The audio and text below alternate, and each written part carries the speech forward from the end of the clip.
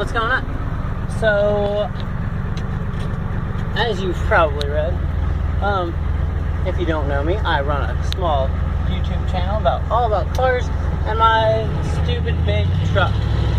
So the question was, can my truck get any louder? And I honestly believe the answer to that was no.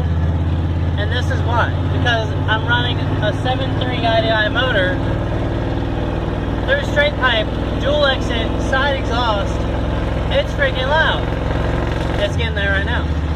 Now, I've been wanting to do an intake mod for some time now. I've done them on a couple other trucks. And normally you'll hear a little bit of difference, but not, really, not too bad. And I didn't expect any difference at all because, honestly, my truck can't get any louder. But I was wrong.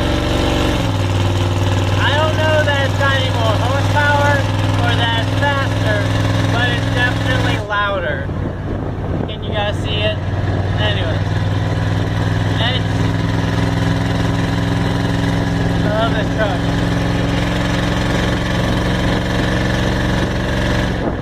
To answer the question, can it get any louder? Yes. Can it get any louder than this? I have no idea. But I look forward to finding out with you guys.